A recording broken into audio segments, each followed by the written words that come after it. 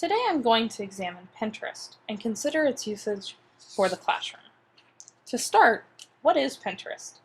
Pinterest is an online visual bookmarking tool. It's called a Pinboard site. It allows users to capture images and content from the web and upload images of their own. Users can organize their pins to different boards, as I have here. You'll notice I have 5 boards emphasizing different interests of mine.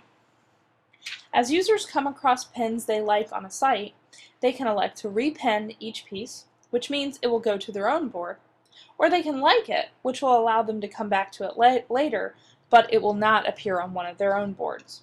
Or they can comment on it, as the 4 users at the bottom of this screen have.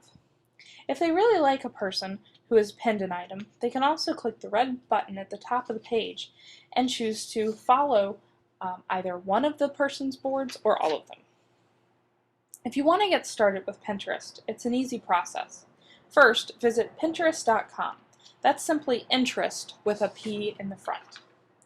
When you arrive, you'll notice a yellow box in the middle of your screen. You can elect to log in if you have an account, or you may request an account. If you click Request an Account, you'll see this screen. Pinterest is currently invite only. You may request an invitation by adding your email to this box, or you may request an account from a current user, like me. Once you have your account, you'll be able to log in quickly with either a Pinterest username and password, or by connecting up to other social media like Twitter and Facebook. Once you're in, the first page you'll see will show your recent activity. The main space on this page shows you recent pins by your friends, that is, people you follow. The left-hand side provides recommendations for who you might follow based on your interests, and lets you know how people have responded to your own pins, whether they've liked them or repinned them or commented.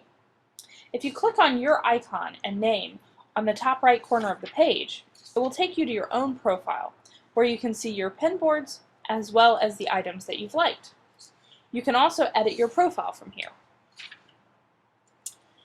Pinterest is pretty much an easy platform to learn and navigate, and it allows for collaboration. You might want to start playing with it yourself soon. However, the bigger question we want to consider today is, can you teach with it? Some educators have started to use the site to gather ideas for lesson plans already, although this is primarily true for secondary teachers. Others have started trying to use it in the classroom. While the tool hasn't been made for teaching, and little has currently been written about its potential for higher education pedagogy, I believe its affordances for online writing classrooms in particular are strong. To show you what I mean, I want to review 4 quick examples of how the tool might be used in an online writing classroom. Justin Marquis, a blogger from Online Universities, suggests that students might be able to use the boards to organize the articles and websites they find as they are researching. They might even post images of books they explore. They could then share the site with their professors so they could check on the research process of the students, or to use the site as an annotated bibliography tool, adding citations and comments to each source they pin. Students could use a specific pinboard in place of presentation software. Using the comments feature to add what they would say if they were actually presenting, they could produce presentations in class, in particular in classes where audiovisual capability is not expected of the students. Faculty could use a pinboard as a discussion board by posting an image or an image that links to an article onto the board and asking students to respond to it in a specific way. Students could comment directly on the professor's board or repin the item and comment it on their own class board. Students could also be asked to start discussion threads by pinning something to the class board and prompting a reply from their peers. At the end of the term, the class would have a visual characterization of their accomplishments for the term.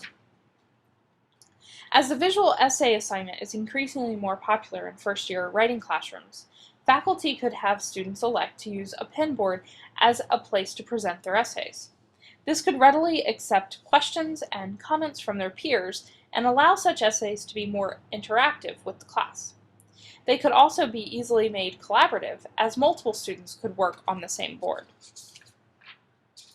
Deneen Gilmore, a Writing for the Web teacher who has been interviewed by Mashable for an article on teaching with Pinterest, uses the boards in her classes when she has students produce multimedia texts. She requires that students use the site in a productive fashion. One student, for example, used the site to collect recipes, blogs, shops, and menus to help folks with lactose-free and gluten-free diet. What I like about Pinterest, as opposed to other tools for online writing instruction, is that it makes the visual a central component.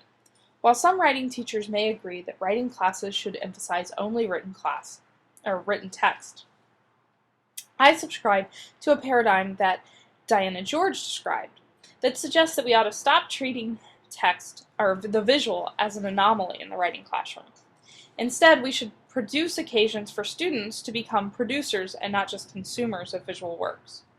Writing teachers such as myself who believe in the relevance of the visual to the writing classroom may find traditional course management systems do not bring the visual into the center of any class activity.